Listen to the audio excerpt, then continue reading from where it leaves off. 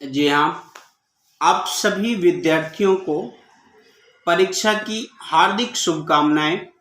आप जल्दी ही ICSE board की परीक्षा लिखने जाएंगे, शुरू होने वाली है। मैं कुछ महत्वपूर्ण अपना अनुभव मैं आपको बता दूं ताकि आपके काम आ जाए। ध्यान दीजिए, आपका जहां पर भी सेंटर है मैक्सिमम अधिकतम आपके स्कूल में ही रहता है। आप समय से पहले जाएं। आपकी परीक्षा जब है उस समय से पहले ही पहुंचे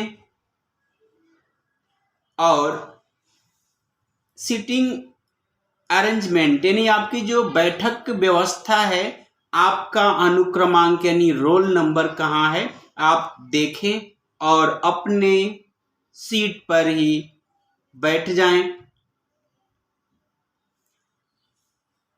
इन्विजिलेटर यानी जो निरीक्षक हैं, कक्ष निरीक्षक, उनके कहे अनुसार जब कहा जाए तभी आप अपने प्रश्न पत्र की सील जो है खोलें, यानी आपका क्वेश्चन पेपर पढ़ना शुरू करें और हर प्रश्न को आप ठीक से पढ़ लें, समझ लें। जो प्रश्न आपको एकदम अच्छे से आ रहा है, जिसमें आपको 1% भी डाउट नहीं है, सबसे पहले आप वही प्रश्न अटेम्प्ट कीजिए। क्योंकि परीक्षा में आपकी उत्तर पुस्तिका की जांच करते समय, आपका आंसर शीट चेक करते समय, आपके पहले दूसरे आंसर को पढ़ने के बाद जो भी जांचकर्ता होते हैं उनके दिमाग में एक बात बन जाती है कि इस बच्चे को कितने मार्क्स देने हैं, यह बच्चा किस लेवल का है, कितने देने हैं सोच के नहीं दिया जाता है। ये बात भी आप ध्यान से सुन लीजिए। आप जैसा लिखे हैं ठीक उसी के आधार पर आपको अंक दिया जाता है, मिलता है। सही लिखे हैं तो सही, आपका आंसर अगर गलत है तो आपको उसके लिए अंक नहीं दिया जाता है। लेकिन हाँ, कीवर्ड जो मुख्य बिंदु होते हैं ना प्रश्न उत्तर में, चाहे आप किसी भी सब्जेक्ट का एग्जाम लिख रहे हैं, आप जल्दी ही सबसे पहले आप इंग्लिश पेपर 1 लिखने जा रहे हैं, तो इंग्लिश पेपर 1 में जो भी कीवर्ड्स हैं आप उन्हें पेंसिल से अंडरलाइन कर लेते हैं। आपको स्कूल में आपके टीचर द्वारा, आपके अध्यापक द्वारा बताया भी गया है, तो जैसा आपके अध्यापक बताए हैं आप ठीक उन बातों का ध्यान रखें और उन्होंने जैसा कहा है, जैसा आदेश दिया है, उसका पालन जरूर करें। हर प्रश्न को ठीक से पढ़ लें।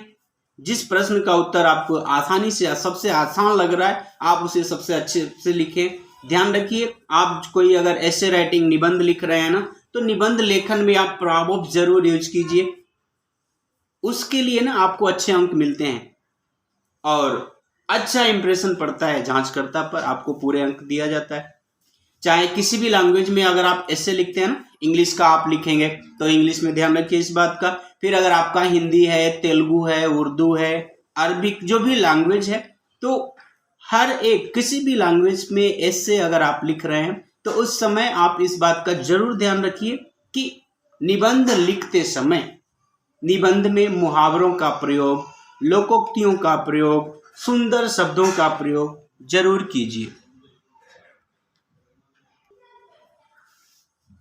और एक बात है, अभी तक अगर आप जो है ना, आपको लगता है कि समय निकल गया, अब हम क्या करें, परीक्षा आ गई, आज से भी अगर आप पढ़ते हैं ना, ये 2 दिन है, इस 2 दिन में आप इंग्लिश का पूरा हर लेसन जो है पढ़ लेते हैं, व्याकरण भाग जो ग्रामर पार्ट है उसे आप ध्यान से एक बार समझ लेते हैं, तो उसका बहुत अच्छा आपको बेनिफिट मिलेगा, फायदा मिलेगा। कभी भी ये नहीं सोचना चाहिए कि अब क्या है। कहते हैं ना कि जब से जागें तभी सवेरा, यानी हम जब जागते हैं, आज हमें लगा कि हमें मेहनत करना चाहिए, अभी से अगर हम शुरू कर देते हैं तो भी बहुत है। अब इस बात को कह सोच के या कि अब क्या करें, इतना सारा समय निकल गया, इस बात यह सोच के अभी जो समय बचा हुआ है उसे भी आप बर्बाद ना करें।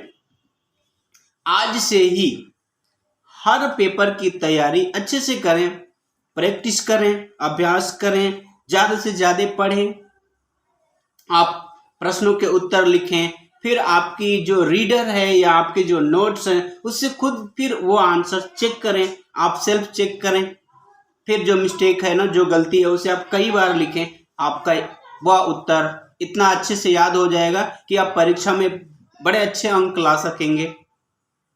एक बात बता दूं, आप देख रहे हैं Hindi classes bye Umesh sir. Hindi का पूरा सिलेबस मेरे इस चैनल पर है। आप प्ले लिस्ट में आपके पाठ का नाम या आपकी किताब का नाम जरूर देखिए, आपका भरपूर सहयोग होगा और पक्का आपको बेनिफिट मिलेगा, उसका फायदा जरूर होगा। आप परीक्षा में देखिए, कई बार होता है कुछ बच्चे ना एक पेन लेके गए हैं कलम, और कहीं ना कहीं इंक या कुछ उसकी लीड जो है खराब हो जाती है, उसमें जो छोटा सा सर होता है गिर जाता है, तो कुछ किसी कारणवश खराब हो गई तो बड़ा मुश्किल हो जाता है, फिर पूछना पड़ता है कि हाँ किसी के पास एक्स्ट्रा कलम है क्या। तो आप इस बात का बिल्कुल ध्यान रखिए कि आप अपने साथ जो भी स्टेशनरी है, जरूरत की जो चीज़ है, जो अलाउ है आपको बताया गया है, आप एक नहीं, जैसे कलम पेन जो है एक नहीं, आप 2 3 4 अपने पास रखिए कि अगर एक की इंक हो जाती है या किसी कारणवश कुछ खराब हो गया, अच्छा लिखने नहीं आ रहा है या रुक रुक के चल रहा है, तो आप दूसरी पेन का इस्तेमाल कर सकते हैं, किसी से पूछना नहीं पड़ेगा। और आप अपने एग्जाम सेंटर पर समय से जाएं, पहले जाएं, ताकि आपको पर्याप्त समय मिले, आप घबराए ना रहें, आप शांत स्वभाव से, विनम्रता से परीक्षा दें, ईमानदारी से लिखें, इधर उधर ना कुछ ताक झांक ना करें, अच्छा रहेगा। चलिए, आप अपने समय का सदुपयोग जरूर कीजिए। धन्यवाद। जय हिंद, जय हिंदी। एक बार फिर आपको ऑल द बेस्ट, परीक्षा की हार्दिक शुभकामनाएं। समय का सदुपयोग जरूर कीजिए।